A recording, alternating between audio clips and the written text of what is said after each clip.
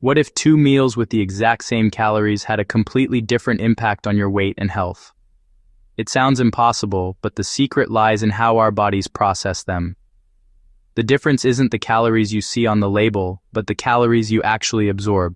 This hidden factor is a key reason why the conversation around ultra-processed foods is more important than ever for our long-term health. Ultra-processed foods, or UPFs, are formulations of ingredients you wouldn't typically find in a home kitchen. Think artificial flavors, colors, emulsifiers, and various forms of added sugars and fats. They are everywhere, from sugary cereals and sodas to packaged snacks and ready-to-eat meals. Their convenience is undeniable, but a growing body of evidence links high consumption of these foods to increased risks of serious health issues, including type 2 diabetes, heart disease, and even certain cancers. Understanding why they pose these risks is the first step toward reclaiming control over your health. One of the primary reasons UPFs are problematic is that they are scientifically engineered to be hyperpalatable. Food scientists design them to hit a bliss point of salt, sugar, and fat that our brains find irresistible. This intense flavor profile can override our body's natural fullness signals, making it incredibly easy to overeat. When a food is designed to make you want more, portion control becomes a battle of willpower you were never meant to fight alone. Have you ever opened a bag of chips intending to have just a few, only to find it empty moments later? That is hyperpalatability at work. Beyond making us eat more, ultra-processed foods also manipulate our metabolism. This brings us to the thermogenic effect of food, or TF. TF is the energy your body expends to digest, absorb, and metabolize the nutrients in your food. Whole, unprocessed foods require significant energy to break down. However, UPFs are often pre-digested through industrial processing, meaning your body has to do much less work. Research has shown that the body burns about 50% fewer calories digesting an ultra-processed meal compared to a whole food meal with the same number of calories. This means that for every 500 calories of UPFs you eat, you might be netting significantly more usable energy than if you ate 500 calories of whole foods, contributing directly to weight gain over time. The concerns extend deep into our digestive system, specifically our gut microbiome. Our gut is home to trillions of bacteria that play a critical role in digestion, immunity, and even mood.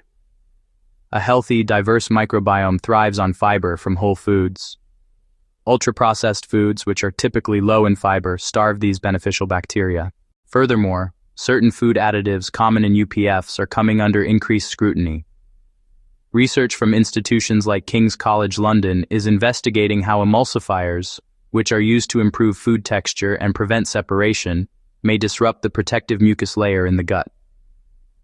This disruption could potentially lead to inflammation and increase the risk of gut-related issues, especially for individuals who are genetically predisposed. Another significant loss in the journey from a whole food to an ultra-processed one is the depletion of phytochemicals. These are natural compounds found in plants that have powerful antioxidant and anti-inflammatory properties.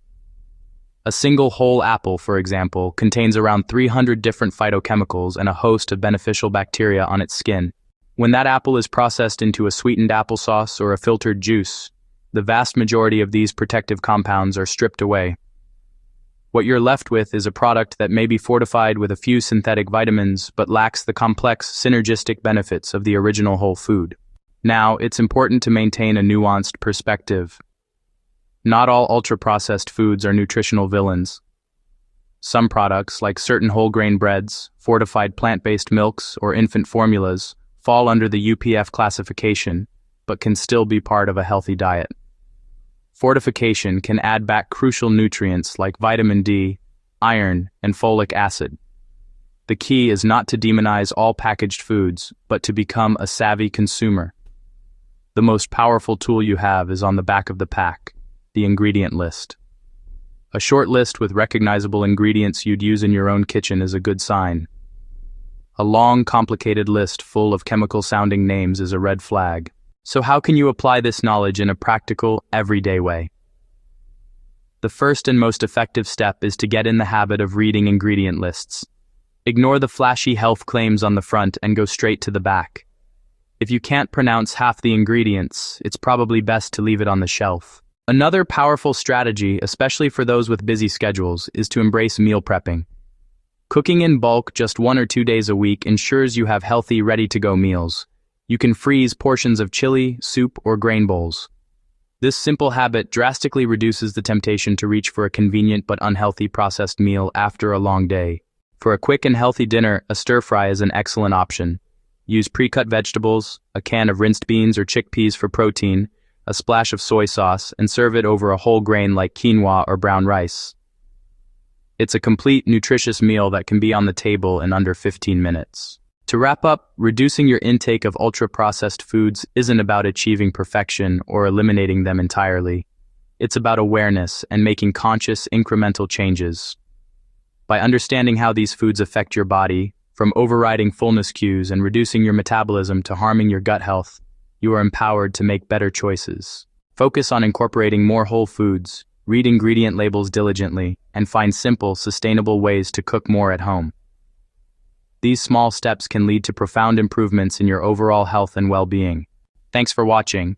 If you found this information valuable, please give this video a thumbs up, share it with someone who might benefit, and make sure to subscribe to Pure Health Daily and hit the notification bell for more evidence-based wellness tips. We want to hear from you.